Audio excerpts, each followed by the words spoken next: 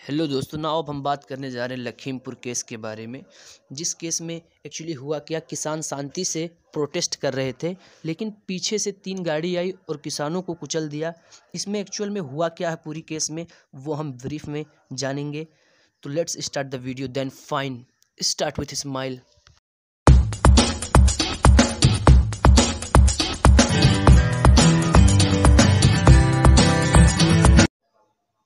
दोस्तों, कहा जाता है कि आशीष मिश्रा जो कि अजय मिश्रा के बेटे हैं, जब अजय मिश्रा का एक इवेंट था तो वहाँ पे बहुत सारे किसान आ गए प्रोटेस्ट करने के लिए।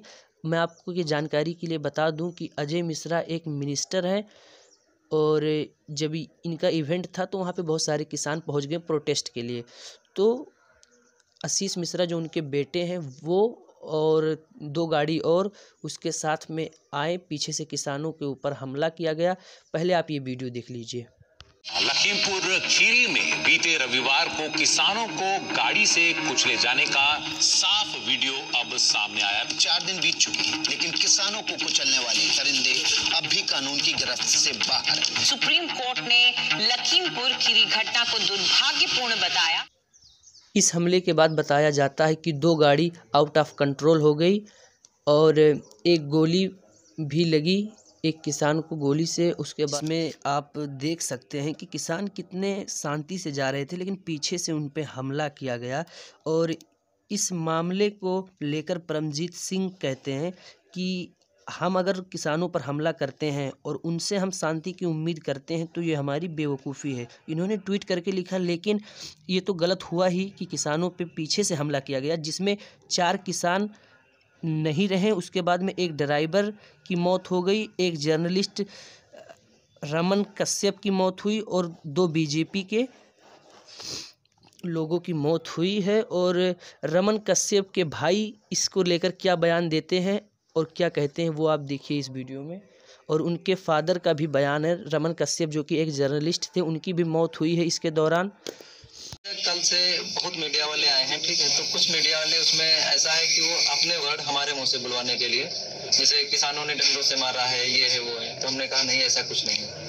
इसमें भी राजनीति करें, मीडिया भी राजनीति कर रही है। जबरदस्ती ये कहने की कोशिश करवाई जा रही थी कि जिन जर्नलिस्ट की हत्या हुई है उन्हें किसानों ने मारा है डंडे से, लेकिन फैमिली का ये कहना नहीं है।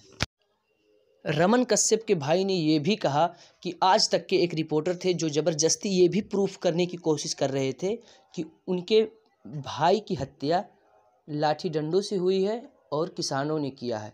एक आए चैनल वाले तो वो बोल रहे हैं कि पोस्टमार्टम रिपोर्ट में आया है कि लाठी डंडों से मारा गया है, जबकि भाई साहब अभी रिपोर्ट आई ही नहीं है, वो आज तक से भी। वो कहते हैं ना कि झूठ को कितने ही अच्छे से क्यों ना प्रेजेंट किया जाए, लेकिन वो सच नहीं बनता है। तो चलिए देखते हैं कि रमन कश्यप के फादर का इससे रिलेटेड क्या बयान है। पीठ के ऊपर, शरीर के ऊपर कोई निशान नहीं है, गाड़ी से ही मतलब जो है इनका टक्कर लगी है और उसके बाद घसीटे हैं रोड पे, तो रोड में मतलब जैसे रोड की रगड़न और लाठी के निशान का तो हर आदमी पहचान जाएगा, तो कोई लाठी डंडे के निशान कोई नहीं है। उनके फादर का साफ कहना है कि मैंने बॉडी को देखा है, उस पर गाड़ी चलने के निशान है, ना कि लाठी डंडे से मारने के। और ये सब इंसिडेंट के बाद क्या हुआ, किसी एक्यूज्ड को अरेस्ट नहीं किया गया। सबसे पहले तो अपोजिशन पॉलिटिशियन अखिलेश यादव और प्रियंका गांधी को होम अरेस्ट में रखा गया अंडर 151, यानी अंडर सेक्शन 151, जो कि वैलिड सेक्शन भी है, क्योंकि ये सब जाना चाहते थे फैमिली से मिलने, किसानों की फैमिली से मिलने जाना चाहते थे, इसलिए इन्हें लखनऊ में अरेस्ट करके होम में रखा गया, तो जो कि एक वैलिड था। आशीष को अरेस्ट नहीं किया गया, जबकि इनके अगेंस्ट 2 आई विटनेस थे और वारदात पे इनकी गाड़ी भी पाई गई और इनका वीडियो भी सामने आया, लेकिन इनको अभी तक अरेस्ट नहीं किया गया। बाद में जाकर 7 अक्टूबर 2021 को यूपी पुलिस एक्शन लेती है, और वो एक्शन क्या लेती है, वो जाती है अजय मिश्रा के घर पे और एक नोटिस चिपका कर आती है कि 9 अक्टूबर को अजय मिश्रा के बेटे आशीष मिश्रा पुलिस के सामने हाजिर होंगे। लेकिन इन मामलों में वकील कैसे पीछे रह सकते हैं? इन मामलों में जब वो हाजिर नहीं हुए आशीष मिश्रा, तो शिव कुमार त्रिपाठी और CS पांडा एक लेटर लिखते हैं सुप्रीम कोर्ट को, और सुप्रीम कोर्ट उसके बाद में PIL फाइल करती है और इस केस की सुनवाई सुप्रीम कोर्ट में होती है 8 अक्टूबर को। बेंच पर होते हैं जस्टिस हिमा कोहली, CJI VN रमन्ना और जस्टिस सूर्यकांत।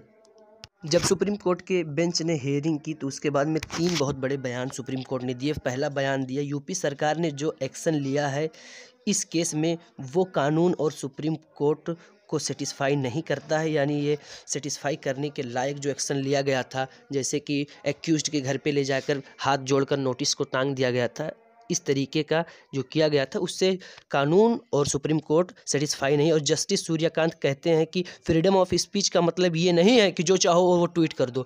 इसके बाद में सोशल मीडिया पे बहुत सारे लोगों ने ट्रोल किया और ट्वीट किया, तो इस पे जस्टिस सूर्यकांत का बहुत बड़ा बयान आया कि फ्रीडम ऑफ स्पीच का मतलब ये नहीं है कि जो चाहो वो गैर कानूनी चीज़ भी आप बोल दो। उसके बाद में तीसरा जो सबसे बड़ा बयान आया वो CBI को लेकर है। जब लोग मांग कर रहे थे कि CBI जांच बैठाई जाए, तो सुप्रीम कोर्ट ने कहा कि CBI एक इंडिपेंडेंट एजेंसी नहीं है। जैसे कि अजय मिश्रा एक मिनिस्टर है और ख़ास करके ये CBI जो एजेंसी है ये इंडिपेंडेंट नहीं होती है, तो इसमें राजनीतिक प्रभाव पड़ सकता है। बिकॉज़ इनके जो फादर हैं वो अजय मिश्रा वो बहुत ही मतलब पहुंची हुई हस्ती है, तो इसमें CBI को बैठाना अच्छा नहीं होगा। लेकिन 9 अक्टूबर 2021 को आशीष मिश्रा आते हैं पुलिस के सामने और घंटों इन्वेस्टिगेशन होती है, इंट्रोगेशन होती है, उनसे पूछताछ होती है। देन आफ्टर पुलिस उसे अरेस्ट कर ली गई जुडिशियल कस्टडी में। और अब सवाल ये उठता है, क्या आशीष मिश्रा गिल्टी हैं? तो मैं इसका जवाब नहीं दे सकता। अगर आपको लगता है, आपके पास राइट टू ओपिनियन है, आप अपना ओपिनियन कमेंट में ज़रूर कर सकते हैं जाहिर, बट बहुत सावधानी से इन सब पे कमेंट करना चाहिए। इसका जो है ज्यूरिसडिक्शन वो सुप्रीम कोर्ट के अंडर में आता है, हियरिंग वो कर रही है। अब ट्रायल के बाद ही हमें पता चल सकता है कि इसमें गिल्टी आशीष मिश्रा है कि नहीं। लेकिन अगर मोरालिटी के एतबार से देखा जाए तो गिल्टी इसमें आशीष मिश्रा का ही है, और अजय मिश्रा को भी रिज़ाइन कर देना चाहिए उनके मिनिस्टर पद से, क्योंकि मोरालिटी के एतबार से। लेकिन लॉ के पॉइंट ऑफ व्यू से जब तक अभी ट्रायल नहीं होता तब तक कुछ भी कहना अच्छा नहीं है। और बस इस वीडियो में